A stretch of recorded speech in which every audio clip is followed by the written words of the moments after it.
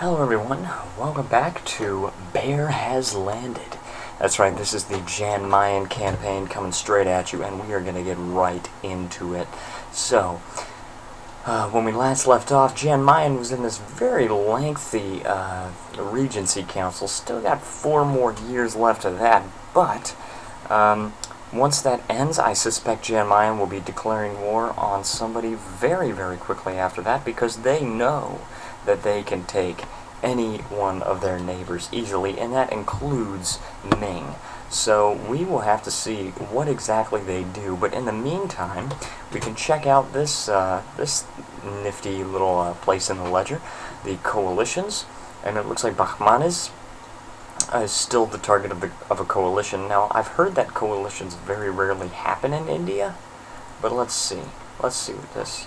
Okay, so it's really just southern India, and the reason for that is that they conquered a whole bunch of territory from Vijayanagar. Yeah, see, all this crap, got conquered by Bahmanis, and it looks like they're actually in that war right now. They're at war with Andhra, Mysore, Cochin, Vinod, Malabar, and Gujarat. Yeah, those sound like the coalition members to me, except for Gujarat, but Andhra, yeah, Andhra's in the middle of that, and the defender against Andhra and the Andhran Bahmani punitive war, which means it was from a coalition. And Bahmanis actually is winning, interestingly enough. Now, Andhra is at war with Bahmanis and Sind, so all they've got to worry about is Sind, as far as Bahmanis' allies. So, yeah, this war is just massively one-sided. Is France... Oh. Yeah, France is at war with that coalition there, because they're the target of a coalition of England, Burgundy, Lorraine, Aragon, and Liège. Burgundy's super huge, Aragon's super huge, and England is super huge. Now, how are they? Venice? Yeah, that's right. And... Wait. Same? Same, yes. Same. Holy crap, man. Especially, Aragon is... Are they... What? They're just in a war together. Okay, because... Why? Is England allied? Yeah, England is allied with Castilla. So, yeah, we got that massive coalition against France forming. And especially those big nations now get more aggressive expansion because they changed that mechanic. Yeah, Timurids still split in half. We still got those Timurid pretender rebels, but it looks like they should be kind of a thing of the past soon. Bahmanis now getting peasant revolts, but taking care of them. But they probably won that war. It looks to me like they actually won it.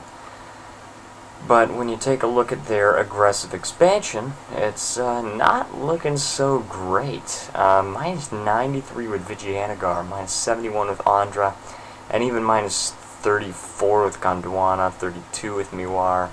Yeah, it's not looking so hot for Bahmanis, but they can probably take it, because now they got a truce with that entire coalition for another 7 years. I'm thinking Bahmanis actually took something in that war. I could be wrong. Yeah, it looks like they took this province right here. Except, that used... Maybe that was always a core of Bahmanis, and they just haven't gotten around to taking it back yet. I'm not sure, but... But either way, Hinduism actually spreading on the map here, and neither Khmer nor Champa have any allies, although they're both Hindu. No doubt due to rebels. Kutai has been conquered and converted to Sunni. Sunda has also been conquered and converted to Hindu. Actually, I think they were both Hindu. I'm not exactly sure about that, though. Luwu and Makassar still kind of coexisting. Makassar allied with Ternate. And Luwu allied with... Oh, Manipur, what? And Bhutan and Tidore. How did you get an alliance with Manipur that's dying currently? That's a little weird. I find that a little bit weird here. But, yeah, and then also Tidore. Tidore allied with Luwu, and that's it. And Ternate allied with Makassar and Bhutan. And Bhutan. I differentiate with the emphasis because if you say Bhutan, that's like referring to Bhutan here. So I say Bhutan just to differentiate. They may be pronounced the same exact way. I'm not exactly sure, but I just want to be clear. Iraq actually exists on a Timurid core. Interestingly enough, so they did actually form, and I thought that the Timurids were actually gonna crush that rebellion, but it looks like they failed. Also, the Ottomans destroying Byzantium, Wallachia, and Theodoro. Yeah, that's very unfortunate. Also, the Ottomans took this province away from the Mamelukes. Lebanon exists. Wow, look at that. Hassanid.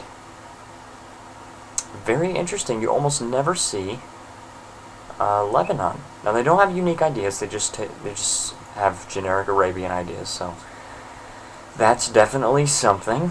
But sorry if I like to switch between the religion map mode and the political often. As you can see, I mean, I use the hotkeys to switch between map modes. Berry now existing, very, very similar flag to France. Because look at, it's Berry, France. That's kind of crazy how similar that crap is. And then you've got Dauphine, which is an interesting flag. It's got that serpent fish thing that you can have in the custom nation designer. So that was the result of France's coalition, I'm sure. So France is gonna have to reconquer that territory, and did they lose their core? They didn't lose this core, and for some reason they don't have a core here. Why don't? Okay, maybe they just haven't cored it yet, because they don't actually start out with this province. At the start of the game, it belongs to Provence. England dealing with the Lollard Rebellion. Scotland is the mission advanced frontier. They're allied with Sweden, Connaught, and Leinster. Connaught, sorry. Pretty sure it's Connaught, but I'm not exactly sure. And, okay, cool. Okay, so, Jan Mayen actually got this regency over with, and improving relations from Korea and Haisi. So Korea and Haisi are trying to improve relations. What is this? Bjorn? Oh, 040. Interesting how Ming is still not actually on par. Now with Korea, ooh, that's tough. Sejong died about 21 years into the game, which is much better than his actual lifespan. I think he died in like 1450 or something. Correct me if I'm wrong. Moon also sucks, just like Hyang, but not quite as bad as Hyang. Why isn't Jan Mayen at war? I'm curious about that. Why are they not at war? What if I type in self-learning AI?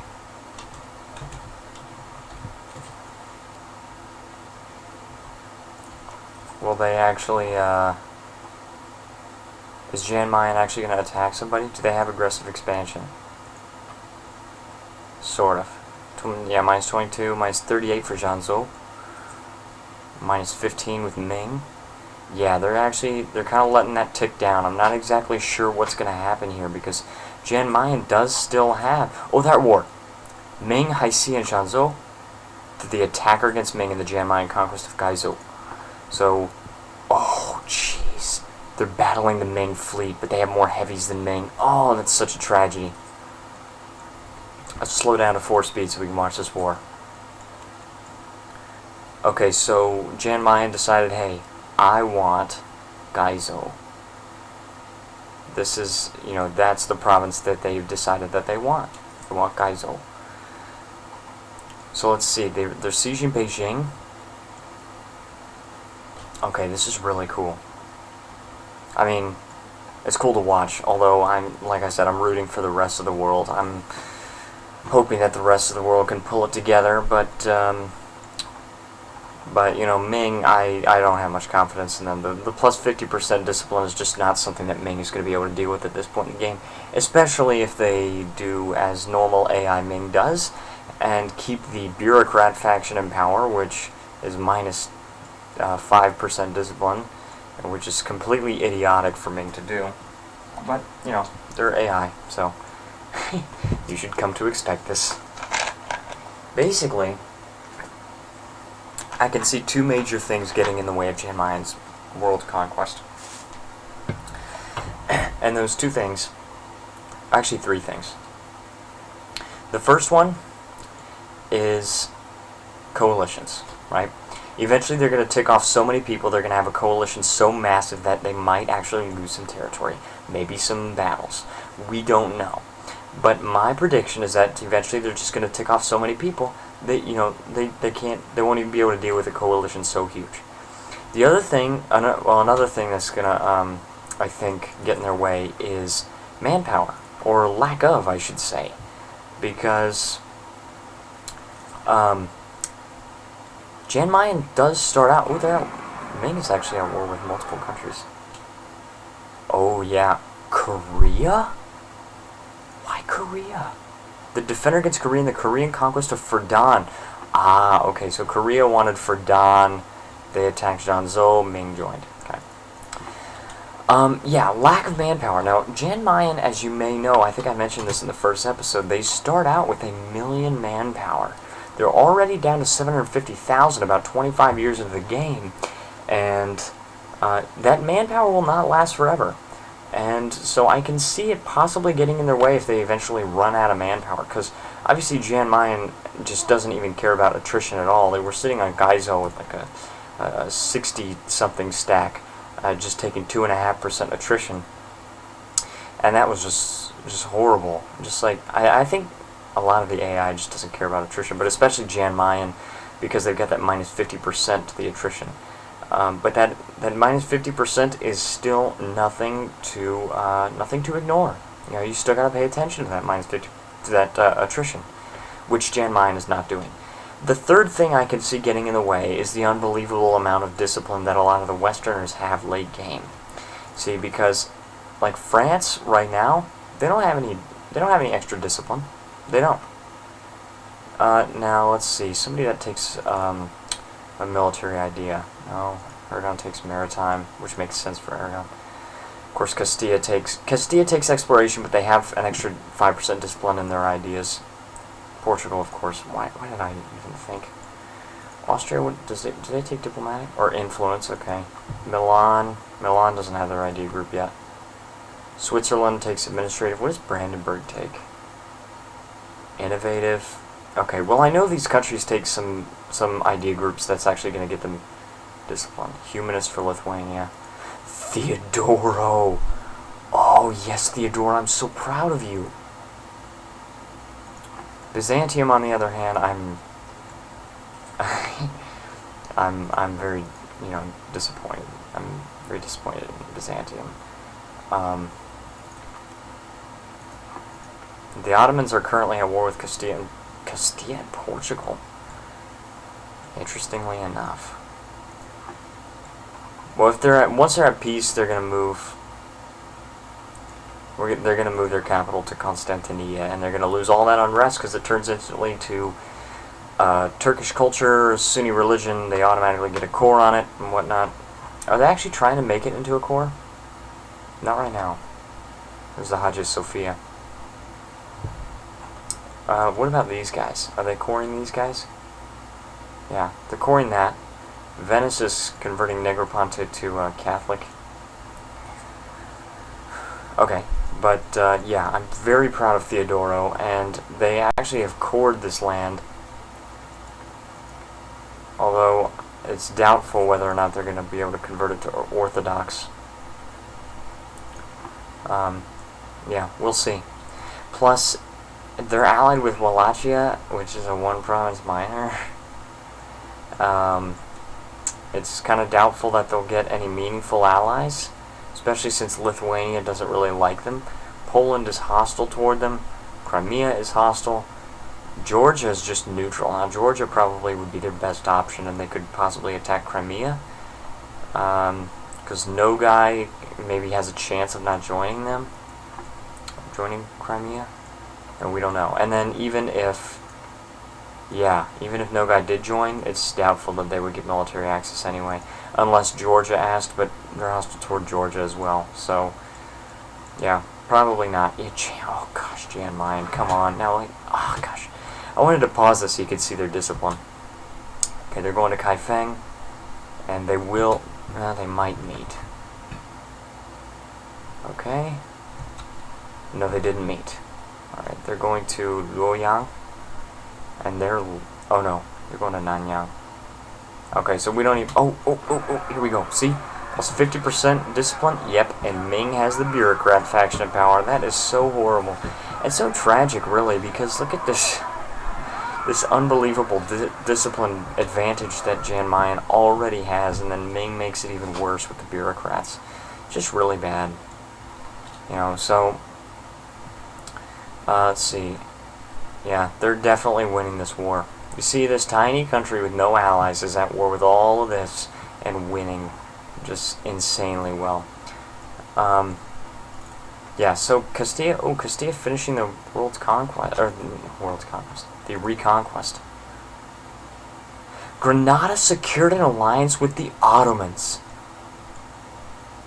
Oh man, how do you get that good? And Tunis. But, I think Tunis just peaced out, yeah. Tunis peaced out. The Ottomans are still at war, but I don't know how much they're going to actually contribute to this war. It's unknown to me, to be honest. Are they coring Constantinople? No. Good. They don't need to. They don't need to spend the points. They can do it for free. Okay, and you got Lebanese pretender rebels over here. Check out the coalitions. No coalitions currently, but there are many, many current wars. You got like, okay, second Nogai conquest of Uzbek, Kolyma subjugation of Tarascan, Udreptian conquest of somebody, finish, of Jelre. Yeah, let's increase speed, by the way. Champagne conquest of Da Nang.